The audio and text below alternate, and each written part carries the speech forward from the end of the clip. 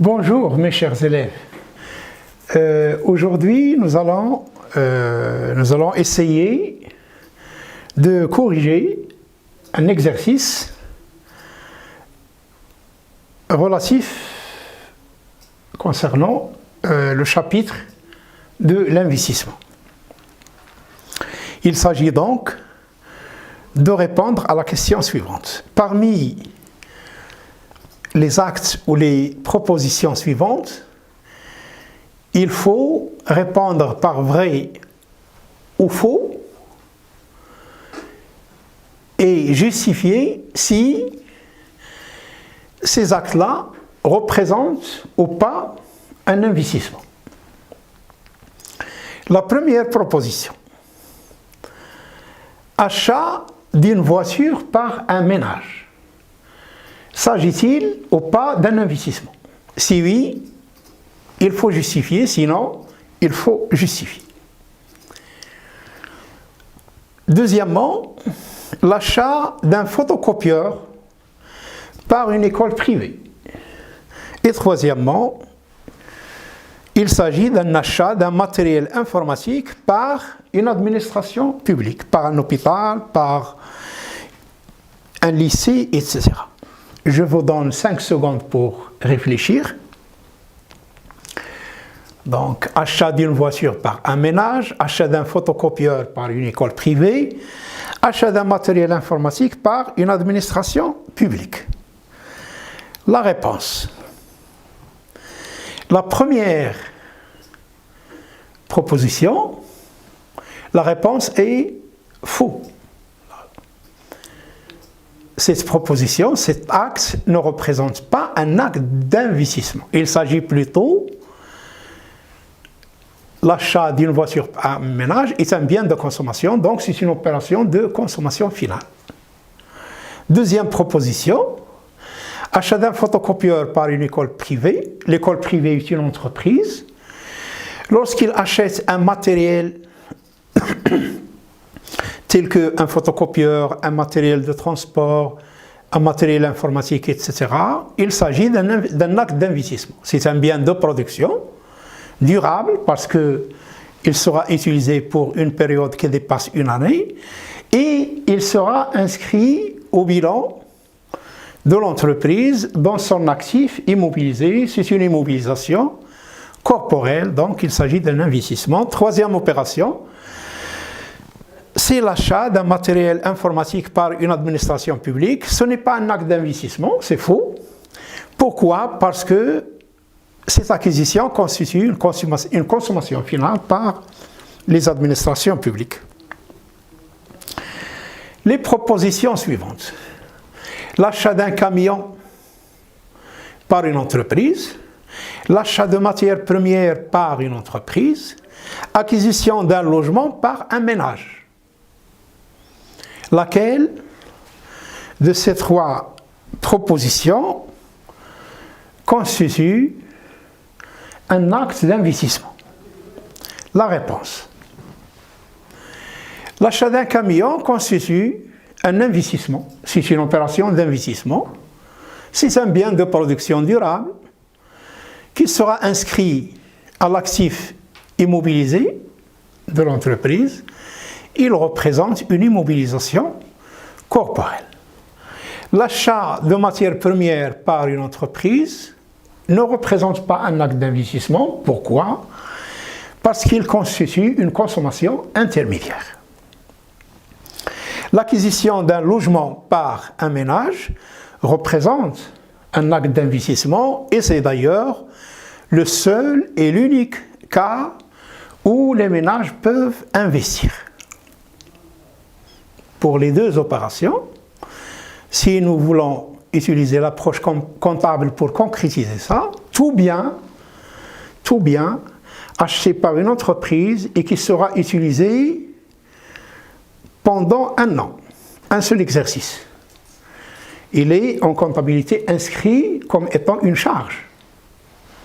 Une charge, c'est le cas de l'achat des marchandises, les achats consommés de matières et de fournitures, l'achat de services tels que les loyers, les services bancaires, les services d'assurance, les services de publicité, les frais postaux, les frais de télécommunication, ce sont des biens ou des services qui sont consommés pendant un seul exercice. Lorsqu'il s'agit d'acheter un bien qui sera utilisé pendant une durée qui dépasse une année, en comptabilité, on l'inscrit parmi les immobilisations et donc il constitue un axe d'investissement. Donc les biens qui sont achetés et comptabilisés dans la classe 2 représentent des biens immobilisés et donc constituent des actes d'investissement. Les propositions suivantes. L'achat d'actions à la bourse des valeurs par un ménage.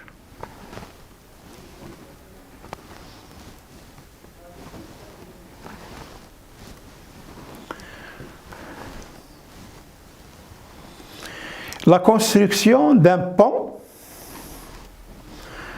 par une commune rurale. Construction d'une centrale thermique par une société étrangère au Maroc. L'achat d'actions à la bourse des valeurs par un ménage ne constitue pas un acte d'investissement. Il s'agit plutôt d'un placement et non pas un investissement. La construction d'un pont par une commune rurale constitue un investissement. C'est un bien durable réalisé par une entité publique, la commune rurale. Donc c'est un investissement public. Construction d'une centrale thermique par une société étrangère. C'est vrai, c'est un investissement, c'est un acte d'investissement et il s'agit d'un investissement étranger. Les propositions suivantes. Construction d'un hôpital par l'État. Achat d'un brevet d'invention par une entreprise marocaine. Achat de bétail pour l'abattage. Est-ce que ces opérations constituent-elles un investissement? La réponse est la suivante. La construction d'un hôpital par l'État constitue un investissement. C'est un bien durable, un hôpital public. Il entre dans la catégorie des bâtiments et travaux publics. C'est un élément de la formation brute du capital, donc il s'agit d'un investissement public. Achat d'un brevet d'invention par une entreprise marocaine. C'est vrai, il constitue un investissement. Il s'agit d'une immobilisation incorporelle. C'est un bien durable inscrit à l'actif du bilan de l'entreprise et représente un élément de la FBCF. En comptabilité, on inscrit l'acquisition des brevets, marques, droits et valeurs similaires dans la classe 2, rubrique numéro 22, immobilisation incorporelle. L'achat de bétail pour l'abattage. Des vaches, par exemple. Une entreprise qui a acheté des vaches. Ces vaches, l'acquisition de ces vaches pour destiner à l'abattage, représente-t-il un acte d'investissement ou non? C'est faux. Il s'agit d'une consommation intermédiaire. Si les vaches ont été achetées pour être revendues, il s'agit d'un achat de marchandises. Donc, c'est une charge, un élément de consommation intermédiaire. Si il est acheté par une entreprise comme étant qui va les transformer pour vendre de la charcuterie par exemple, ça va constituer des matières premières. Ce sont des consommations de matières premières. Donc il s'agit d'une charge qui constitue une consommation intermédiaire. Par contre, l'achat de bétail de reproduction ou de trait, il constitue un acte d'investissement. Une vache qui sera donc détenue par l'entreprise parce qu'il est destiné à la reproduction ou pour produire du lait de trait. C'est un bien durable détenu par l'entreprise pour plus d'un an.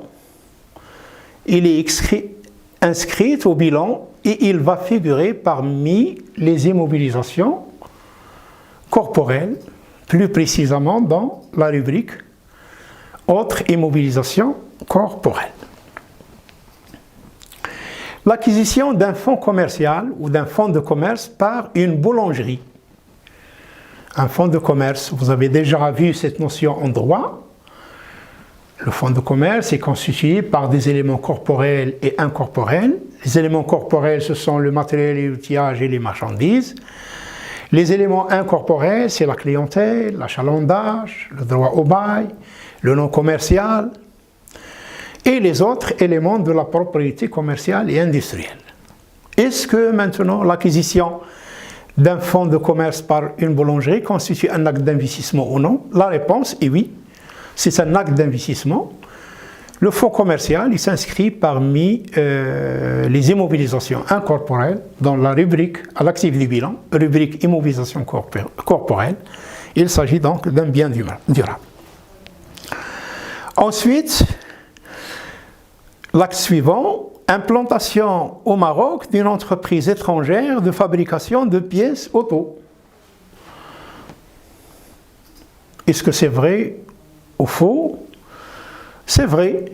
Il s'agit d'un investissement étranger, la création d'une entreprise étrangère au Maroc. C'est un investissement direct étranger. Ensuite, lorsque il s'agit ici de l'achat de titres, d'actions, les titres de propriété, dans le capital d'une société marocaine par une société étrangère. Par exemple, 51%. C'est le cas lorsque Vivendi Universel a acheté 51% du capital de Tissalat al-Maghrib et par la suite Tissalat al-Imarati a acheté les 51% chez Vivendi dans le capital de Tissalat al-Maghrib. Il s'agit donc d'un investissement de portefeuille, investissement étranger de portefeuille. Donc la réponse est vraie. L'opération suivante est la plantation de 100 000 arbres d'olives, les oliviers, par le ministère de l'Agriculture.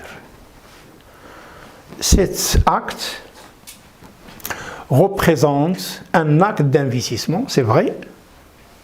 Il s'agit d'un investissement public. Ensuite, les dépenses de 1 million de dirhams, une entreprise, une société qui a dépensé 1 million de dirhams pour couvrir la formation du personnel. Est-ce que cette opération représente un acte d'investissement? La réponse est vraie, c'est vrai, c'est un investissement. Les dépenses engagées dans la formation. Il s'agit d'un investissement immatériel. En réalité, ces dépenses constituent une charge. Mais lorsque le montant de la charge est énorme, un montant très élevé, les entreprises peuvent le répartir pour le faire supporter à plusieurs exercices. L'opération comptable, vous allez le voir l'année prochaine en comptabilité, dans le chapitre relatif aux travaux de fin d'exercice, que cette charge dont le montant est très important, l'entreprise va essayer de la transformer en immobilisation, c'est-à-dire il va transférer cette charge d'un compte de charge à un compte d'immobilisation, la rubrique 21, les immobilisations en non-valeur, pour pouvoir la répartir sur plusieurs exercices. Donc si l'entreprise décide par exemple de faire supporter 1 million de dirhams à 5 ans, donc chaque année il va supporter 200 000 dirhams comme étant une charge à répartir sur plusieurs exercices. Donc cette opération représente un investissement, il s'agit d'un investissement immatériel. Ensuite, il y a l'opération suivante, inscription au bilan d'une entreprise de 500 000 dirhams relative aux frais en recherche et développement. L'entreprise, donc, il a engagé 500 000 dirhams. Pourquoi? Pour financer des travaux de recherche. S'agit-il d'un investissement ou non? La réponse est oui, c'est un investissement immatériel qui est inscrit au bilan de l'entreprise parmi les immobilisations incorporelles dans le poste, plus précisément, immobilisation en recherche et développement. Enfin, le dépôt en banque de 100 000 dirhams par un ménage. Est-ce que cet acte représente un acte d'investissement? Non, c'est faux. Ce n'est pas un acte d'investissement. Il s'agit plutôt d'un placement sous forme d'un dépôt bancaire. Voici donc la correction de cet exercice. La prochaine séance sera donc consacrée au point 3, intitulé « Les effets d'entraînement de l'investissement » et qui sont l'effet multiplicateur et l'effet accélérateur. La séance 4 de ce chapitre d'investissement sera consacrée à la correction d'exercices. La séance 4 est suivante. À la correction d'exercices sur toute la partie, à savoir la consommation. Donc on aura à corriger ensemble des exercices sur la consommation, sur l'épargne et sur l'investissement. Voilà donc ce qu'on peut dire aujourd'hui. Je vous remercie infiniment, mes chers élèves. Je vous souhaite bon courage et merci pour votre attention.